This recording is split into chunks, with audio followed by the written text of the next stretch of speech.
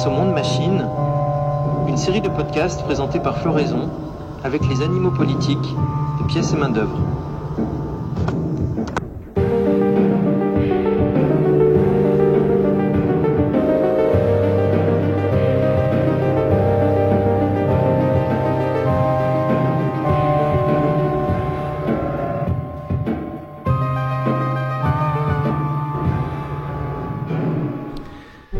Bonjour et bienvenue sur Floraison.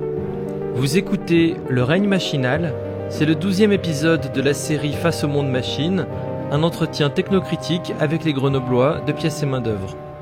Si vous n'avez pas écouté les épisodes précédents, on vous conseille de commencer par le premier pour une meilleure compréhension globale. La semaine dernière, nous avions vu que la cybernétique visait à remplacer l'humain par des décisions machinales, à piloter la vie sociale sur le modèle de l'usine. Aujourd'hui, nous allons poursuivre avec la critique un peu plus classique de la technologie. La technologie est-elle neutre ? Quelles sont les promesses de la technologie ? Et à qui profite-t-elle réellement ? Bonne écoute.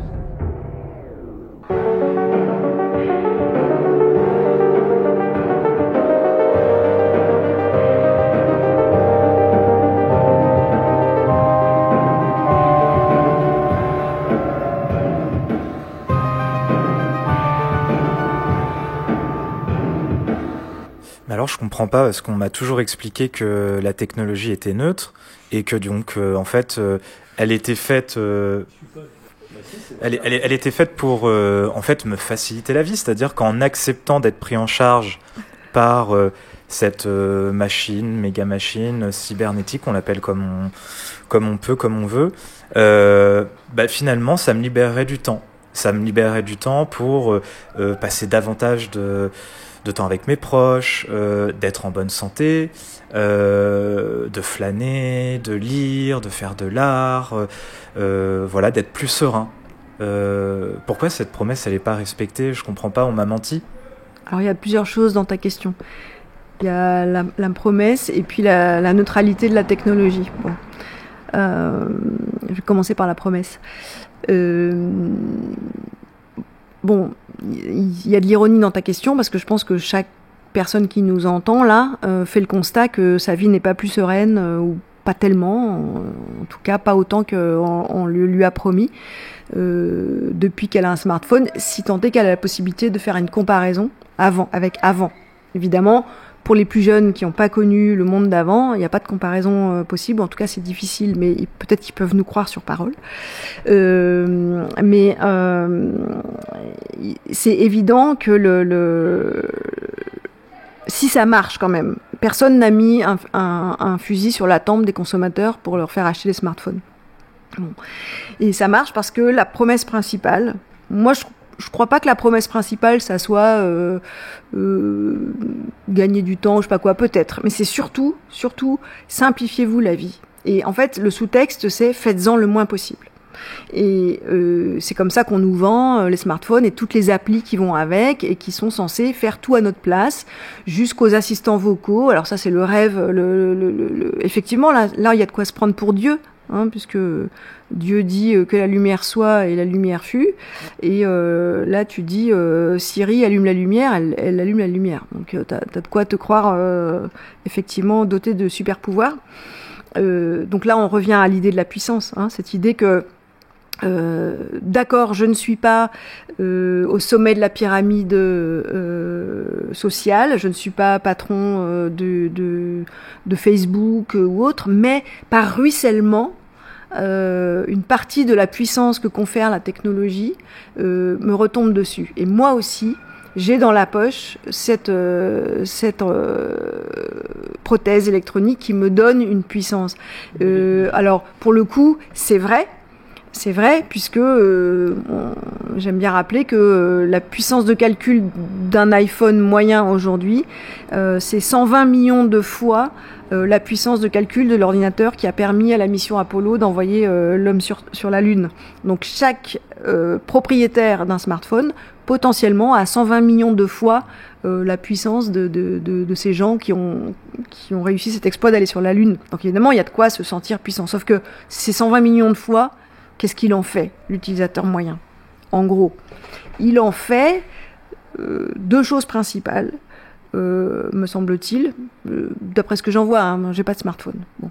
J'ai même pas de téléphone portable, donc je suis obligée d'examiner mes contemporains. Ce que j'en vois, c'est premièrement le divertissement tout le temps, partout et à chaque moment vide de la vie. Donc il n'est pas question de laisser le cerveau au repos ou dans cette attention flottante qui fait que parfois on a des idées ou des émotions, des choses comme ça qui viennent de soi-même. Le fort intérieur est colonisé par ce divertissement permanent, ubiquitaire et parfaitement débile. On va me dire que c'est moralisateur et tout ça, mais moi je les regarde parce que je passe beaucoup de temps dans le train notamment ou dans le bus ou je sais pas quoi à regarder ce qu'ils regardent sur leur smartphone et je suis sidérée. Bon, c'est du vide, mais c'est du vide qui remplit le vide. Bon, ça c'est le premier usage. Et le deuxième usage, c'est ne plus avoir à réfléchir par soi-même pour régler les problèmes du quotidien. Donc ça, c'est tous les outils, le fameux couteau suisse.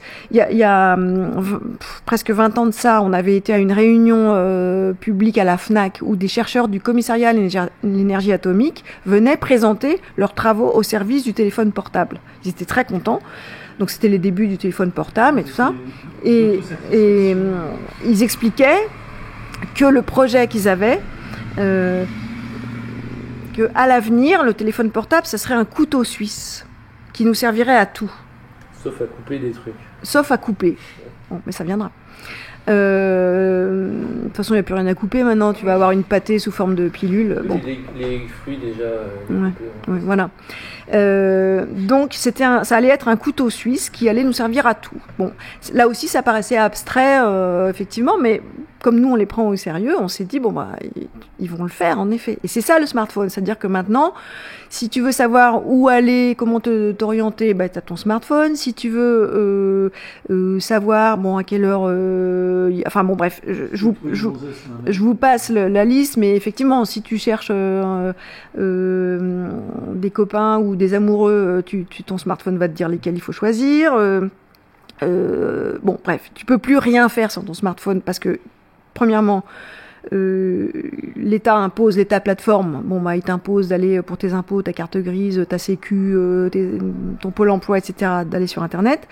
Et surtout, les humains, les smartiens, les humains connectés, sont maintenant incapables de se débrouiller dans la vie quotidienne, dans ce cas-là de plus élémentaire, sans leur smartphone.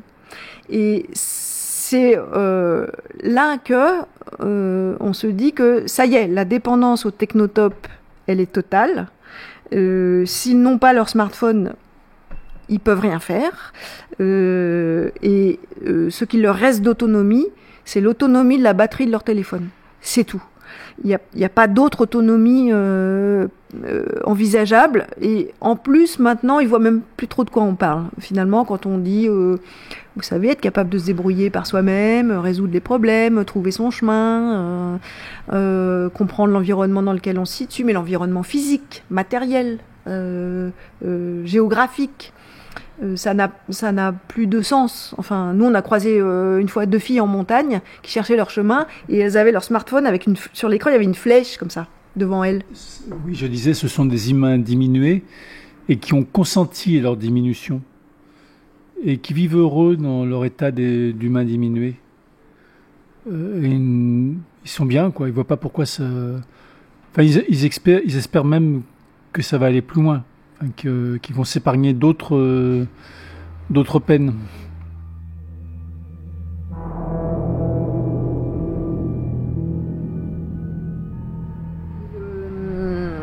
En fait, la perspective ultime semble être une vie totalement coupée du monde réel, au sens où le monde réel implique des interactions par le biais de nos sens, de l'analyse de l'environnement, éventuellement des humains qui s'y trouvent aussi, enfin de choses qui qui passe par la vie physique, matérielle du corps, ça a tendance à disparaître au profit de l'analyse algorithmique qui fournit les solutions en fonction des données récoltées. Les algorithmes savent mieux que vous ce que vous allez vouloir, quasiment. Hein. J'avais lu un article qui expliquait que si Amazon est capable de vous dire qu'il peut vous livrer en 2 heures, c'est pas possible matériellement de vous livrer en 2 heures si la machine n'a pas anticipé le fait que vous alliez passer cette commande. La machine sait qu'à un moment donné, vous allez commander ça. Donc la commande, elle est prête. Elle attend plus que vous ayez réalisé qu'il fallait appuyer sur le bouton. Donc, on en est arrivé à ce stade-là. Et donc, pourquoi faire confiance encore aux humains ? Enfin, la demande de prise en charge par la machine, pour moi, explique le succès du smartphone. C'est à la fois le divertissement partout et la prise en charge machinique. C'est-à-dire, j'ai plus besoin de produire le moindre effort. Toute question a sa réponse, en gros sur Google ou équivalent, ou sur une appli dédiée à mes besoins, etc. Donc, ça produit une humanité qui, de notre point de vue, est diminuée, en effet, puisque le cerveau, si on s'en sert pas, il finit par plus savoir faire. Enfin, c'est ce qu'on nous a toujours appris.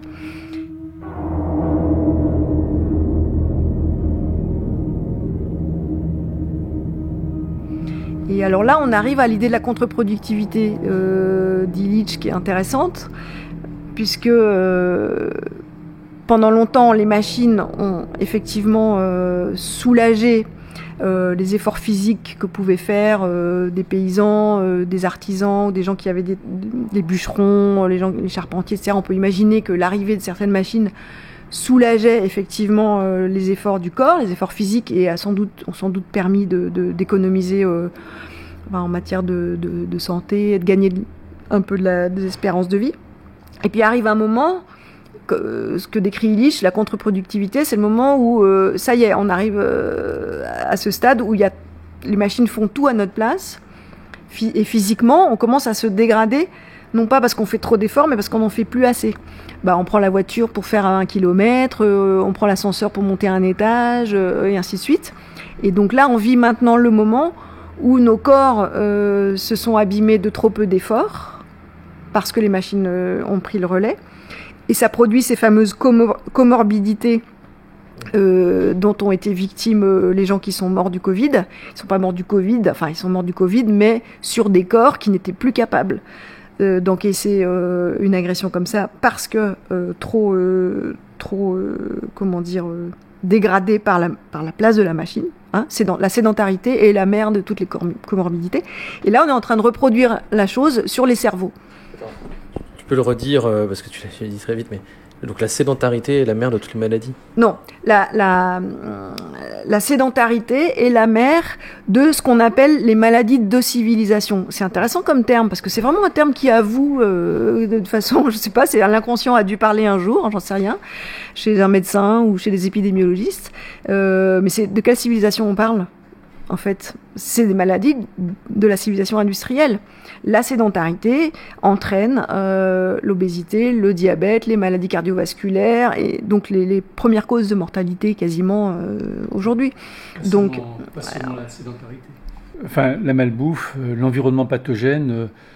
Pour prendre l'exemple le plus évident, le cancer existe évidemment avant la guerre de 14, et évidemment des gens en meurent, mais c'est je sais plus si c'est 10 ou 13% de la population qui meurt du cancer ou qui est victime du cancer, alors que maintenant c'est la façon normale de finir sa vie.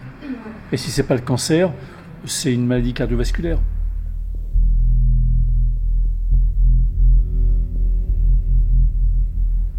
Mais on parle pas assez de la question de la sédentarité, et c'est apparu très nettement avec l'histoire du Covid. En gros, les gens qu'on a désignés comme étant les plus sensibles à l'infection au Covid, c'était principalement des victimes de la sédentarité. Enfin, on peut le résumer comme ça. Hein. L'humain n'est pas fait pour rester assis 8 heures par jour. Bon, voilà. C'est dommage parce que, en fait, tous les métiers aujourd'hui, toutes les activités, toute la vie scolaire ou professionnelle ou même, je sais pas, associative ou n'importe quoi que tu fasses, ça consiste à rester 8 heures par jour devant un ordinateur. Bon.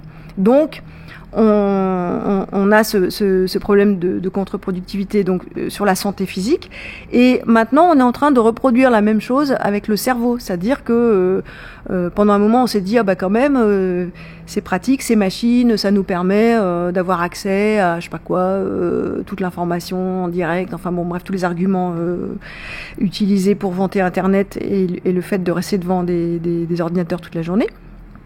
Et sauf que là, c'est en train d'atteindre les capacités cognitives, puisque on commence à voir les problèmes de mémoire, de concentration, le fait que les enfants ont perdu des capacités.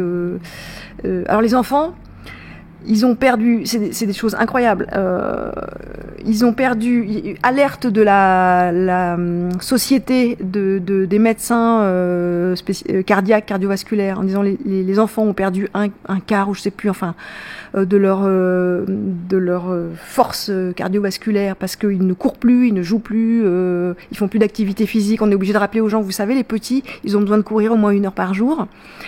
Et ensuite, alors ça vaut ce que ça vaut, on n'est pas obligé de prendre comme référence le calcul de QI, mais n'empêche que c'est intéressant pour les évolutions. On aurait perdu 4 points de QI en, je sais plus, les dernières décennies. Bon, bref. Et tout ça vient évidemment de la même cause, c'est-à-dire le fait que on sollicite pas nos muscles du cerveau, on sollicite pas nos muscles tout court, et donc ils s'atrophient. Bon, donc en fait, on nous vend la toute-puissance, le fait que on a en main des objets qui ont des capacités. Enfin, je me suis amusée à consulter les publicités pour les smartphones et tout le discours publicitaire des plaquettes de, je sais pas quoi, iPhone, machin, c'est tout le temps tant de gigas, tant de puissance, tant de trucs, puissance de mémoire, ceci, cela. Enfin, la puissance est partout dans ces. Et on fait croire, le marché de dupes, c'est on vous fait croire que si vous possédez ces outils, alors vous serez vous-même puissant. En fait, non. C'est plus vos outils sont intelligents, moins vous l'êtes vous-même. Bon. Donc, méfiance. Tu vends la puissance et tu achètes l'impuissance. Oui, on te vend la puissance et tu achètes l'impuissance, en effet. C'est-à-dire que on est dépossédé de nos facultés en les transférant à la machine. Ça paraît évident, en fait, hein, mais il semble que personne ne s'en rende compte. Enfin, pas beaucoup, en tout cas, ne s'en rendent compte. Pas assez.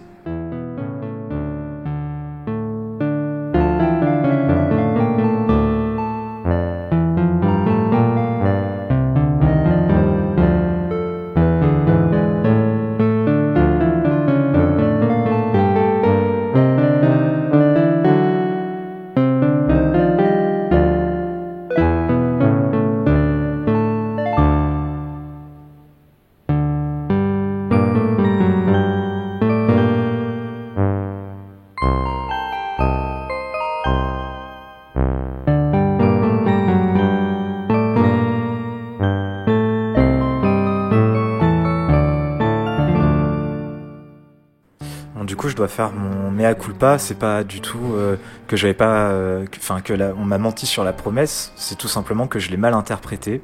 Mais bon, maintenant que je comprends un peu ces logiques mortifères vers quoi nous mènent ces usages de la technologie, j'aimerais bien quand même me rassurer en me disant que si collectivement on choisit de lui attribuer des meilleurs usages à cette technologie, on peut se sortir de cette impasse mortifère. Donc, allez, tu veux vraiment qu'on parle des usages de la technologie, et t'as raison. Et puis c'est parce que la technologie est neutre, non ? C'est ça. Justement, j'allais te le dire. Oui, mais non, mais parce que on a toujours des anarchistes dans les commentaires qui juste c'est émancipateur, toujours.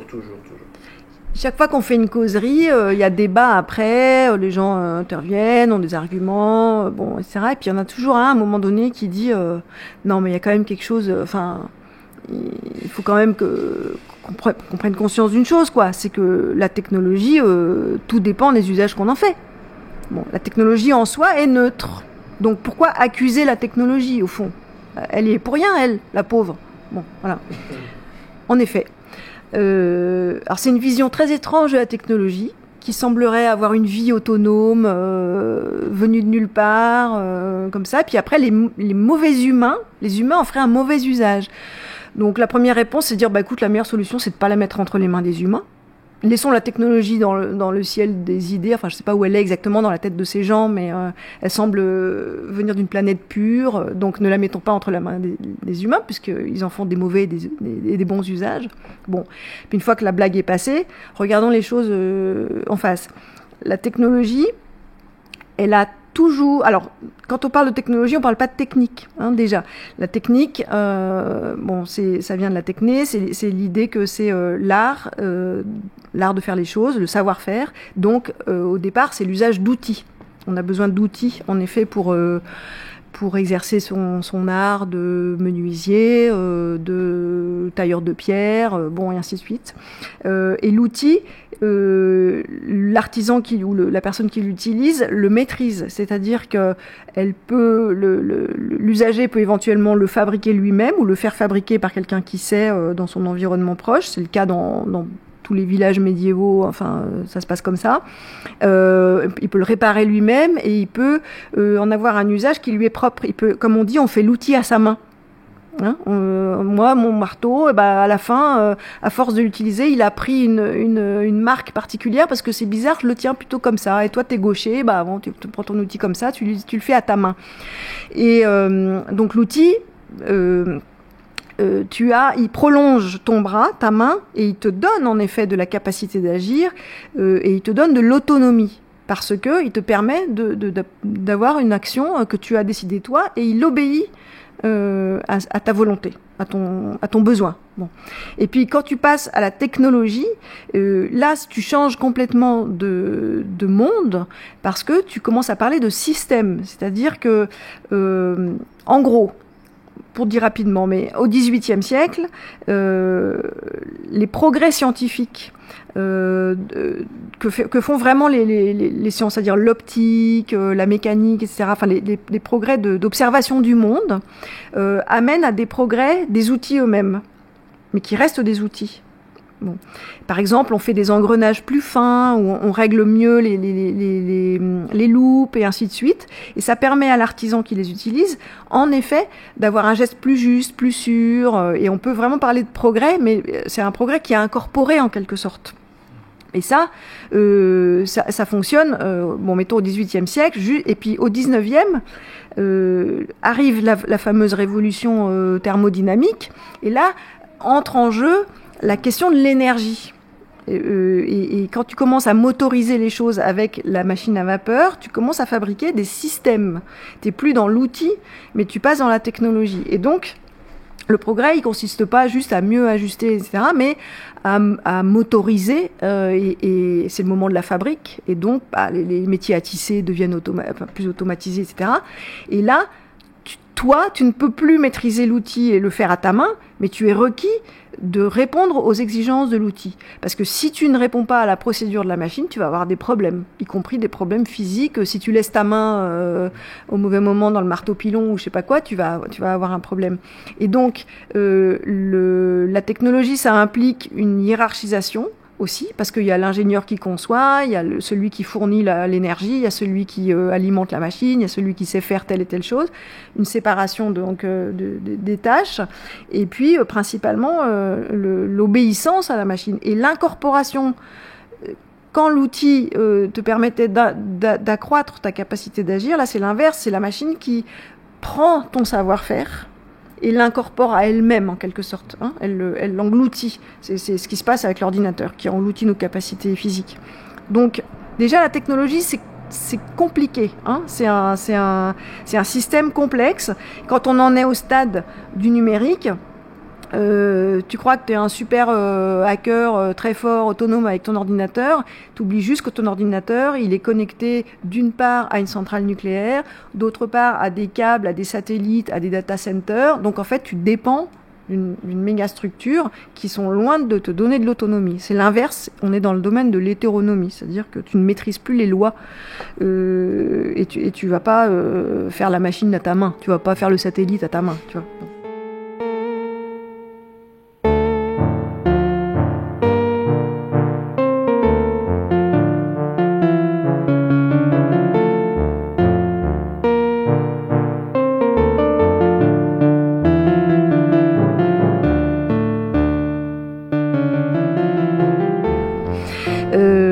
Donc, cette technologie, nous dit-on, tout dépend des usages qu'on en fait. Ce qui voudrait dire donc d'abord qu'il y a une technologie sans usage, parfaite, et puis ensuite, à partir du moment où on l'utilise, commencent les problèmes. Bon. Mais déjà, il y a un premier problème, c'est que la technologie sans usage, ça n'existe pas, à part à l'état de peut-être un projet sur un papier, dans un carton, dans un tiroir d'un ingénieur. Mais la technologie, par essence, c'est la mise en œuvre, c'est l'usage des savoirs technoscientifiques. Donc il n'y a pas de technologie sans usage, déjà, première chose. Bon. Et ensuite, la technologie, comme la technique d'ailleurs, elle peut servir à faire du bien et à faire du mal. Un marteau, ça peut te servir à enfoncer un clou et à fracasser le crâne de ton voisin. En effet, ça sert à deux usages contradictoires. La technologie, on peut dire, c'est pareil. On peut se dire, bah oui, alors un temps, on nous disait, bah le smartphone, quand même, ça peut sauver des vies en montagne. Bon, c'est tout ce qu'ils avaient trouvé comme argument. Donc, ça peut sauver des vies et ça peut, au contraire, créer des accidents. Voilà. Bon, une fois que tu as dit ça, alors, tu n'as pas dit que c'était neutre, d'abord. Ce que tu as dit, c'est que c'était ambivalent. Parce que neutre, c'est né ou terre, ça veut dire ni l'un ni l'autre. Alors qu'en fait, on est en train de dire ça fait à la fois du bien et à la fois du mal. Donc en fait, c'est tout l'inverse de neutre, mais c'est ambivalent, le mot exact. Bon. Et puis surtout, une fois que tu as dit ça, que la technologie est ambivalente, tu n'as rien dit d'intéressant sur la technologie elle-même. C'est-à-dire que ce qui m'intéresse, moi, c'est une fois que tu as dit que ça sert à faire du bien et du mal, en quoi ça modifie le monde ? En quoi ça modifie nos vies ? Et à quelles conditions la technologie, elle sert à faire du bien ? À quelles conditions elle sert à faire du mal ? Dans les mains de qui ? Etc. etc. Donc, en fait, l'argument qui consiste à dire il ne faut pas accuser la technologie parce que elle peut faire du bien, elle peut faire du mal, c'est un argument qui sert à pas réfléchir, en fait.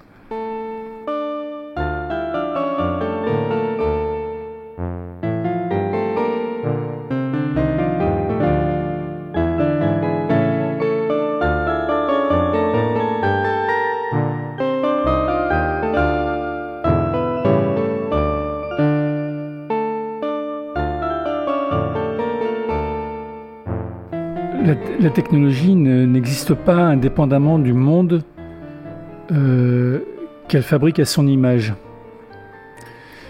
Et elle n'est pas, on n'a pas à l'apprécier sur des termes, en termes politiques traditionnels, sur un axe droite-gauche ou quelque chose comme ça, mais plutôt avant-après.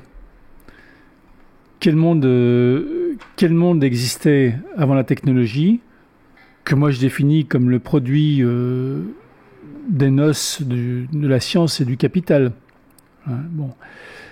stimulé par la volonté de puissance. Bon. La technologie est censée produire plus de puissance. Et donc elle accouche d'un monde où plus de puissance a été accumulée. Pourquoi faire et au service de qui ? Si on reprend le raisonnement de tout à l'heure sur les organes, l'organisation, le work, travail, moi je suis amené à penser que la technologie va d'abord servir à ceux qui la maîtrisent. On pourrait simplifier en disant elle va d'abord servir aux technologistes, aux technologues, aux Elle va leur servir à accroître leur puissance. Leur puissance sur qui ? Sur quoi ? Leur puissance sur ceux qui ne disposent pas de la technologie ou qui ne disposent que de miettes de technologie. qui n'ont pas des supercalculateurs, mais mettons des petits smartphones. Ça me rappelle un petit peu le mot de... Comment il s'appelait le roumain là ? Istrati, Panaït Istrati. Le roumain anarcho-bolchevique, vagabond, qui était allé en URSS immédiatement après la Révolution dans les années 20, pour voir par lui-même ce que c'était que le paradis des travailleurs, et qui a été pris dans des horreurs, dans des complications, qui a vu des choses affreuses, et qui est revenu en disant « L'organisation ne servira jamais qu'aux organisateurs. La technologie, qui est un moyen d'organisation du monde, ne servira jamais qu'aux organisateurs technologistes. Elle leur sert à consacrer leur emprise sur le monde, leur organisation, le monde machine, le monde organisation qu'ils fabriquent. Et au détriment de qui ? Au détriment du monde qui préexistait, qui était un monde qui n'était pas produit, qui n'était pas provoqué, qui n'était pas fabriqué, qui était le monde naturel antérieur. Et sur les hommes naturels antérieurs, ceux qui ne maîtrisent pas la technologie. Parce qu'ils n'en sont tout simplement pas les ingénieurs, les maîtres, les technocrates. En fait, les technocrates, ils ne sont pas les technocrates. Si on veut les désigner plus précisément, moi j'ai dit face aux puissants, il y a les subissants. Il y a ceux qui peuvent tout ce qu'ils veulent, et il y a ceux qui subissent ce que veulent ceux qui peuvent. Si tu veux continuer à faire du grec, face aux technocrates, tu diras il y a les acrates. C'est ce qu'à Sparte on appelait les zealotes. Bon, c'est les serfs, c'est les prolétaires, c'est tout ce que tu veux. C'est les gens qui n'ont pas de pouvoir. Donc quand des anarchistes,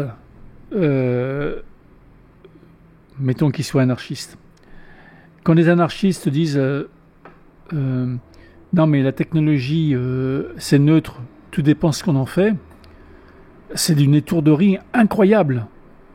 La technologie n'existe pas indépendamment de ceux qui la maîtrisent, qui la détiennent, non pas seulement au sens qu'ils en sont propriétaires juridiquement, mais au sens qu'ils la maîtrisent comme un cavalier maîtrise son cheval ou un pilote son navire. C'est-à-dire qu'ils la conçoivent, ils la produisent, ils la pilotent. Donc, la technologie, si on veut revenir à la définition de Panaït Istrati, l'organisation ne profitera jamais qu'aux organisateurs, la technologie ne profitera jamais qu'aux technologues et aux technocrates. Point.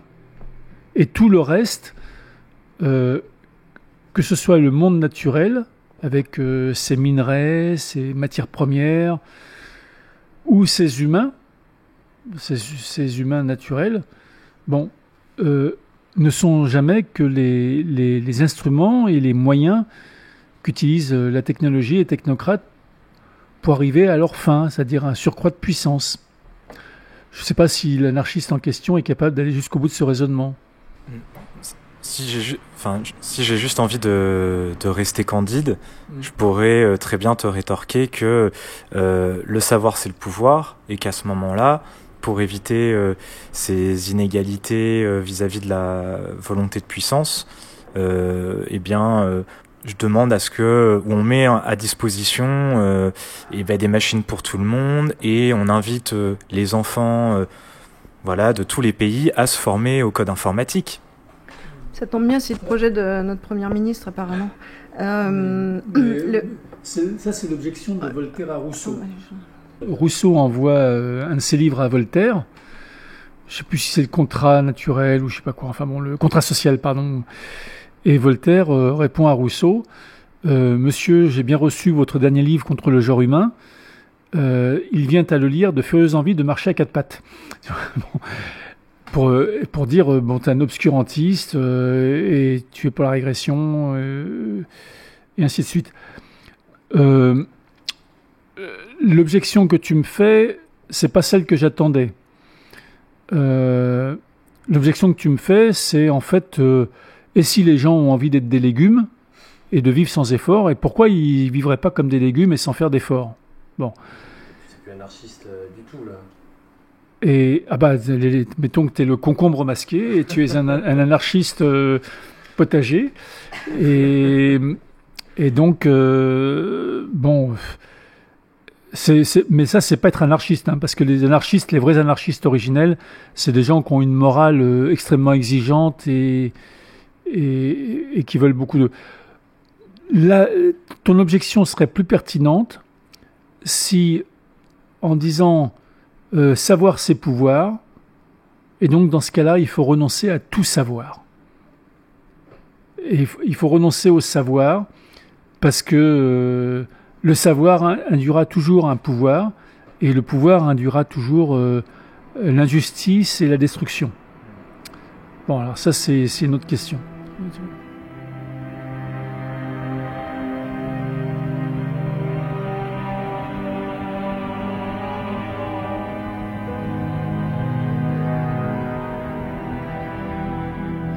Non, je voulais revenir sur l'idée des bons usages, et finalement il suffirait de mettre tout ça entre de bonnes mains pour qu'on en tire les bénéfices qu'on peut escompter. Et l'expérience a été tentée dans le Chili d'Allende, qui était on ne peut plus socialiste et bien sous tout rapport, donc en 1972, Allende et son gouvernement décident de mettre la cybernétique au profit du peuple et du Chili. Et donc ils font venir un cybernéticien anglais, je crois, qui s'appelle Stafford Beer, et ils montent le projet CyberSyn. Donc pour organiser la société chilienne autour des principes de la cybernétique et apporter ainsi le bonheur au peuple chilien. Donc ils montent une espèce ils appellent ça une op room, donc une salle d'opération très futuriste. Je pense qu'ils s'inspirent des films de science-fiction des années 70, avec des fauteuils comme des pilotes de fusée et tout.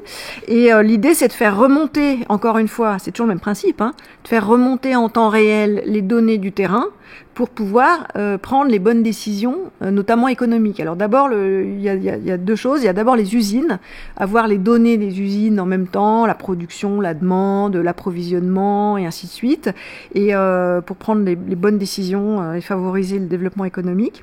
Et puis, il voudrait aussi bien mesurer le degré de satisfaction du peuple, parce que quand même, on est socialiste. Et donc, il voudrait installer des boîtiers dans les foyers pour que les gens puissent, en quelque sorte, en appuyant sur des boutons, dire ça c'est bien, ça c'est pas bien, etc. Et avoir une administration cybernétique de la société chilienne socialiste. Bon. Et donc bon, alors après évidemment ils ont un petit problème technique, c'est qu'il manque des capteurs de données, tout ça est encore un petit peu au stade embryonnaire, donc ça ne peut pas trop bien marcher. Et puis bon, on connaît la suite de l'histoire. En 73, l'aventure se termine. Mais ce qui est intéressant pour nous, c'est de dire que là où eux voient, on va utiliser ces technologies au service du peuple, donc c'est un bon usage et il n'y a rien à redire à ça. Nous, notre critique, elle porte sur, justement, non pas sur la question de l'usage, mais sur la question de la technologie elle-même et ce qu'elle induit de fait, quel que soit le pilote de la tour de contrôle cybernétique, que ce soit le gentil Allende ou le méchant Reagan, ça ne change rien à ce qu'induit ce système-là, qui consiste à centraliser justement. Cette idée de centralisation, elle est incroyable parce que c'est contraire à tout. Enfin, justement, les anarchistes, moi, les bras m'en tombent. Je croyais que c'était pas vraiment dans leur programme. Enfin bon, ce qu'on voit, c'est que c'est un renoncement à l'autonomie, qu'elle soit individuelle ou collective, de petites communautés à petite échelle, de décentralisation justement, ou de capacité à mener sa vie, à prendre des décisions, à choisir. C'est l'idée que on va être comme dans les voitures sans pilote, les voitures autonomes, on va être les passagers de sa propre vie. et on va se laisser conduire sans plus avoir à prendre de décision. C'est une utopie de comment on pourrait dire ça ? C'est une utopie de dévitaliser. Enfin, il n'y a plus de vie dans cette utopie. L'organisation cybernétique de la société, le gouvernement par la machine, c'est l'inverse rigoureux de l'anarchie. C'est exactement l'inverse. Donc il faut vraiment être un bonnet pour... Alors, les partisans de l'État plateforme jouent sur les mots en disant que quand on transforme les services publics en plateforme où les usagers sont en lien direct, en fait, entre l'offre et la demande se rencontrent de façon horizontale, n'est-ce pas ? On est dans l'autogestion. Et en fait, ils confondent autogestion et automatisation. Et ouais, mais le subterfuge fonctionne d'un point de vue publicitaire pour le moins. Ils ont dû payer cher une société de conseil. Voilà. Absolument. Et alors, juste une remarque pour dire que ce qui a été frappant au moment de l'épidémie, c'est que le choix de gestion des populations et de l'ordre public qui a été fait, c'est exactement le choix de la Smart Planet, du monde machine, c'est-à-dire de s'en remettre au maximum à une gestion automatisée de la crise. Hein. Et donc, bon, je vous passe, hein, mais les applis, la traçabilité, le QR code et compagnie, mais c'était vraiment l'idée que... Alors, il y a même eu des projets d'intelligence artificielle. L'intelligence artificielle a été mobilisée pour trouver des solutions, à la fois pour trouver des solutions de gestion de la population et de la crise, de confinement, déconfinement. On a demandé à l'intelligence artificielle de produire des scénarios, et également dans les recherches de traitement, de soins, d'analyse des radios et compagnie. On a mobilisé énormément l'intelligence artificielle. Donc en fait, de plus en plus, même du point de vue des dirigeants, des gens qui souhaitent, me semblait-il jusqu'ici, se faire élire pour prendre des décisions, en réalité, même eux, de plus en plus, demandent à la machine de leur fournir des solutions et de prendre des décisions. Donc ça, c'est quelque chose de très frappant dans ce que nous, on a fini par appeler le règne machinal, c'est-à-dire cet environnement où les machines travaillent entre elles, finalement, pour nous maintenir, nous, à peu près en vie, quoi, enfin, en fonctionnement. C'est un pilotage statistique de la population qui est un peu ancien, hein. Ça remonte à Vauban, ça remonte à Louis XIV, mais avec des moyens toujours accrus. Puis quand tu passes de Vauban et de ses commis à des ordinateurs et à des supercalculateurs, il y a des databanks, évidemment ça ne produit pas les mêmes effets.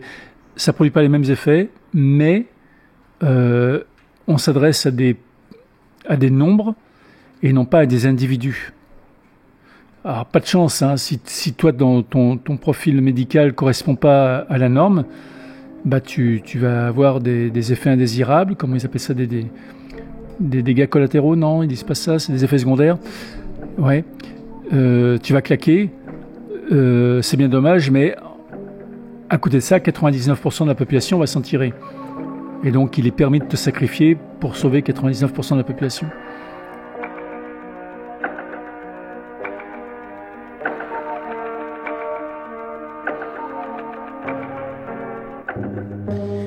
Bon voilà, on va s'arrêter là pour aujourd'hui. On a vu que la technologie n'est pas neutre, ça c'est bon. On a vu que peu importe qui contrôle la tour de contrôle cybernétique, eh bien la technologie induit nécessairement la contrainte et le renoncement à l'autonomie. Tout ça au nom d'une promesse de délivrance impossible à tenir et proprement inhumaine. Ce n'est pas neutre. Le règne machinal, c'était le titre de cet épisode, mais c'est aussi le titre d'un livre de pièces et main-d'œuvre publié en 2021, qui est important pour comprendre ce qui a changé et ce qui s'est accéléré à l'occasion de la dernière crise sanitaire. PMO a publié pas mal de livres. Si vous ne savez pas par où commencer, eh ben, vous pouvez commencer par le règne machinal, c'est une très bonne idée. Merci pour votre écoute. Partagez ce podcast s'il vous a plu, évidemment. Et on se donne rendez-vous la semaine prochaine pour le 13e épisode. Il sera intitulé « Piloter les cerveaux, machines et les humains ». Et on va parler du laboratoire à cyborg à Grenoble. Allez, à la semaine prochaine sur Floraison. Si l'on veut vraiment combattre toutes les dominations, hiérarchies, inégalités, discriminations, exclusions, il faudrait au premier chef se dresser contre la plus puissante, la plus menaçante et la moins réversible des dominations, le techno-totalitarisme. Ni techno-dieu, ni technomètre, vive la liberté et vive l'anarchie.